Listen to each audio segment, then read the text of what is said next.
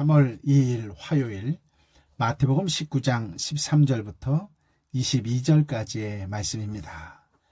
어린 아이들에게 안수하고 기도해 주기를 바라는 사람들을 제자들이 꾸짖는 이유는 무엇일까요? 영생을 위한 계명을 묻는 청년에게 예수님이 중요하게 지적하신 일은 무엇입니까? 예수님이 청년에게 하셨던 질문을 여러분에게 하신다면 어떤 답을 하시겠습니까?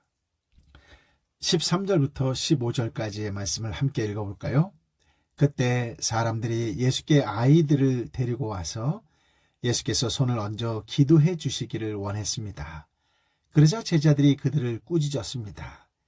예수께서 말씀하셨습니다. 어린 아이들을 내게 오게 하라. 그들을 막지 말라. 하늘나라는 이런 어린아이 같은 사람들의 것이다. 예수께서 그들에게 손을 얹어 기도해 주시고 그곳을 떠나셨습니다. 아멘.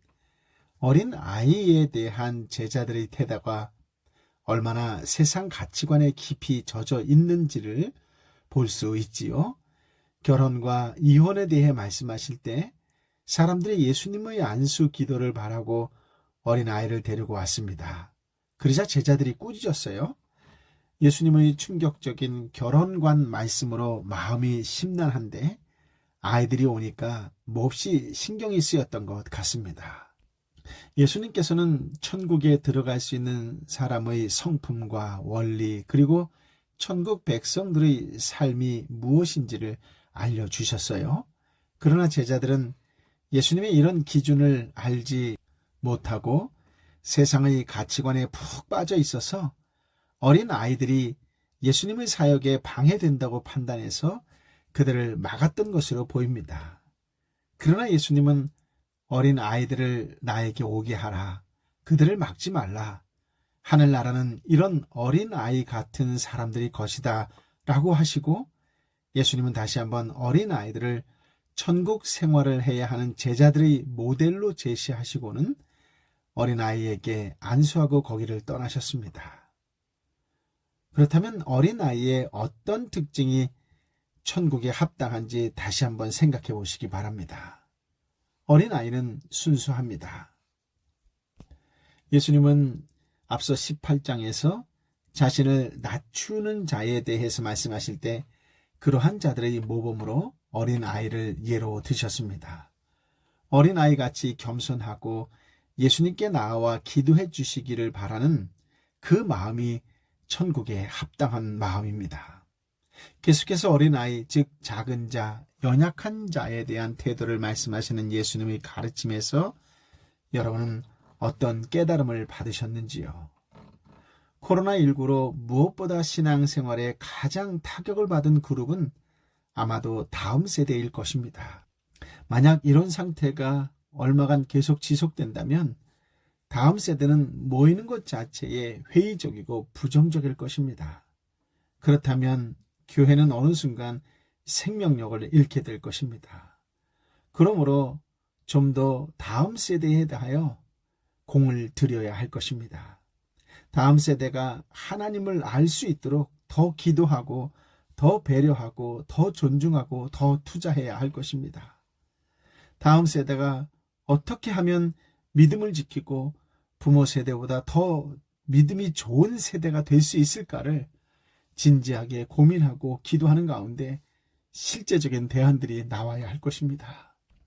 부모 세대는 어린아이같이 순수하고 낮은 자세를 가지도록 더욱 지속적으로 노력하고 다음 세대가 부모 세대의 믿음을 이어갈 수 있도록 사랑으로 권면하고 기도하고 함께 적용해 나가며 살아가시기를 예수님의 이름으로 축복합니다. 아멘. 16절부터 19절까지의 말씀을 함께 읽어볼까요? 한 사람이 예수께 와서 물었습니다. 선생님, 제가 영생을 얻으려면 어떤 선한 일을 해야 합니까? 예수께서 대답하셨습니다. 왜 너는 선한 일을 나에게 묻느냐? 선하신 분은 오직 한 분이시다. 너가 생명에 들어가려면 계명들을 지켜라. 그 사람이 예수께 물었습니다. 어떤 계명을 말씀하십니까? 예수께서 대답하셨습니다. 살인하지 말라, 간음하지 말라, 도둑질 하지 말라, 거짓 증언하지 말라. 너의 부모를 공경하라. 너의 이웃을 너의 몸과 같이 사랑하라. 아멘. 부자 청년은 어쩌면 부러울 것이 하나 없는 그런 사람이었습니다. 돈도 많은 데다가 어릴 적부터 계명을 잘 지키는 종교적인 사람이었고 또 주변에서부터도 칭찬이 자자했던 그런 유인이었습니다. 그런데 청년의 문제는 무엇일까요? 청년은 선한 일을 해야 영생을 얻는다라고 잘못 생각하고 있었습니다. 청년은 선한 일을 하면 영생을 얻는 것으로 생각했지만 예수님은 하나님과 관계없이 베푸는 선행은 영생으로 이어지지 않는다라고 말씀하셨습니다. 계명에 대하여 질문하는 청년에게 예수님은 사람 사이에 지켜야 하는 계명을 강조하셨습니다. 구원받은 자에게도 윤리는 매우 중요하기 때문이겠지요.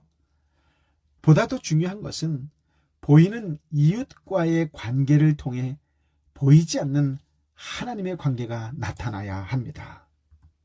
신앙의 본질이 하나님을 경외하는 것이라면 신앙인의 삶의 본질은 하나님의 성품을 세상에 드러내는 것입니다. 하나님의 성품은 사랑과 긍휼이며 자비와 용서 그리고 생명까지 주시는 희생과 관용입니다. 이웃을 향한 우리의 삶의 태도는 어떤 신앙인지를 드러내는 척도가 됩니다. 부모를 향한 태도, 가난한 이웃을 향한 태도 모두 궁극적으로는 하나님을 향한 태도이지요. 이웃을 사랑할 때 하나님을 향한 사랑도 실천하게 되는 것입니다. 이웃을 사랑하고 섬기는 것은 하나님을 예배하는 것만큼 중요한 그리스도인의 사명입니다. 이웃을 사랑으로 섬기는 것을 통하여 하나님의 선하심이 나타나야만 합니다. 그렇습니다. 저와 여러분이 날마다의 삶 또 이웃을 섬길 때마다 하나님의 영광이 드러나기를 예수님의 이름으로 축복합니다. 아멘. 20절부터 22절까지의 말씀을 함께 읽어볼까요? 그 청년이 말했습니다. 이 모든 것을 제가 지켰습니다. 제가 아직 무엇이 부족합니까? 예수께서 대답하셨습니다. 만일 너가 완전해지고자 한다면 가서 너의 재산을 팔아 그 돈을 가난한 사람에게 주어라. 그러면 너가 하늘에서 보물을 얻을 것이다. 그리고 와서 나를 따르라. 그러나 그 청년은 이 말을 듣고 슬픔에 잠겨 돌아갔습니다. 그는 굉장한 부자였기 때문입니다. 아멘. 하나님 나라의 백성에게는 겉모습뿐인 경건보다 그 나라의 법칙에 순종하는 마음의 중심이 더욱 중요합니다. 마가복음 10장 20절에는 청년이 율법적인 계명들을 어려서부터 지켜왔다는 사실이 기록되어 있습니다. 그럼에도 불구하고 청년은 무엇인가 불안했던 것이지요. 왜 불안했을까요? 그것은 청년이 원한 영생과 예수님이 말씀하시는 영생이 다르기 때문입니다.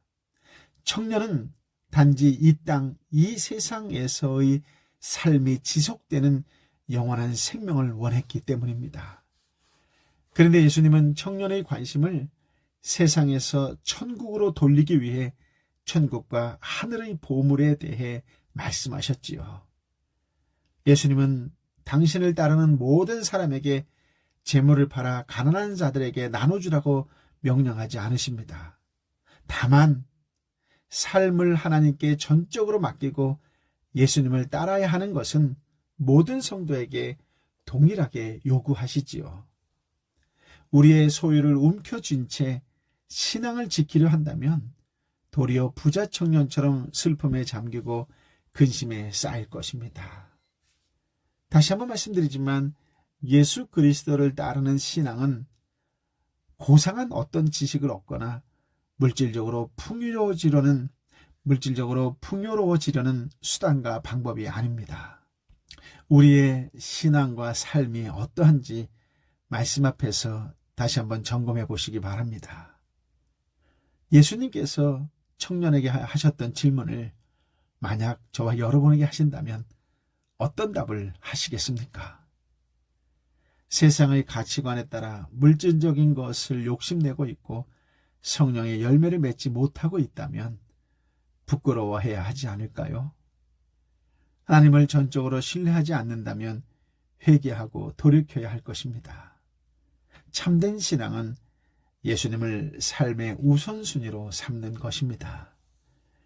여러분의 삶의 우선순위는 무엇입니까? 요즘 무엇 때문에 근심하고 걱정하고 계십니까? 아버지 하나님, 참으로 귀한 말씀, 생명의 말씀을 이 시대에 꼭 필요한 지혜의 말씀을 허락하여 주시니 감사합니다. 누가 부자 청년일까요? 나는 가난한 청년, 부자 청년은 아닐까요? 참된 신앙이 무엇인지에 대해서 다시 한번 하나님께 물을 수 있는 겸손한 그리스도인이 되게 하여 주옵소서. 영생을 정말로 가장 귀한 하나님의 선물로 여기면서 이 땅을 살아가고 있는지 다시 한번 내 믿음의 현주소를 되돌아볼 수 있는 은혜의 시간이 되게 하여 주시니 감사합니다. 다시 깨닫게 하셨사오니 영생을 얻고자 하는 영적 갈망을 다시 한번 하나님께 표할 수 있고 기도할 수 있는 믿음의 사람이 되게 하여 주옵소서. 진정으로 주님께서 주신 하나님을 사랑하고 이웃을 사랑하는 그 계명이 나의 짐이 아니라 자연스러운 은혜에 대한 반응이 되게 하여 주시어서 이 땅에 어렵고 힘들고 아프고 지친 영혼을 위하여 기꺼이 손잡아주고 뜨거운 눈물로 기도하며 함께 걸어가는 그리스도의 형제 자매가 되게 하여 주옵소서. 이웃의 사랑을 진지하게 진실한 마음으로 감당할 수 있는 믿음의 형제, 믿음의 자매가 되게 하여 주옵소서. 그러한 우리의 삶을 통하여 하나님의 영광이 드러나게 되기를 간절히 빌고 원하오니 성령 하나님, 우리를 사용하여 주옵시고 다시 한번 일으켜 세워 주옵소서. 내 삶의 우선순위는 예수 그리스도라고 단호하고 당당하게 선포할 수 있는 믿음의 사람이 되게 하여 주시어서 생동이 넘치는 그리스도인이요 생명력 넘치는 그리스도인으로 살아가는 3월이 되게 하여 주옵시고 이 3월에 한 영혼이라도 더 주께 돌아올 수 있게끔 기도하고 인도하는 축복과 은혜와 구원의 통로의 삶이 되게 하여 주옵소서. 아버지 하나님, 일으켜 세워 주옵소서. 힘들고 어렵고 지쳐있는 영혼을 아버지 하나님 일으켜 세워 주옵소서. 아파하는 육신을 다시 한번 일으켜 세워 주옵소서. 예수의 이름으로 치유되일지어다. 예수의 이름으로 회복되일지어다. 예수의 이름으로 열릴지어다라고 믿음으로 선포하는 날마다의 삶, 믿음의 삶이 되게 하여 주옵시고 응답받는 삶이 되게 하여 주옵소서. 이제는 길이여 진리여 생명 되신 우리 주님 예수 그리스도의 은혜와 아버지 하나님의 크신 사랑과 성령 하나님의 위로 역사 교통 충만하심이 주신 말씀을 붙잡고 오직 예수를 선포하며 세상 가운데 씩씩하고도 당당히 걸어나가는 하나님의 백성 한 사람 한 사람 머리 위에 저들이 오늘도 만나고 또 영적으로 교제하며 함께 기도하는 삼토와 일토와 공동체와 열방의 선교사님과 선교지 위에 함께하여 주옵기를 간절히 축원하옵나이다. 아멘.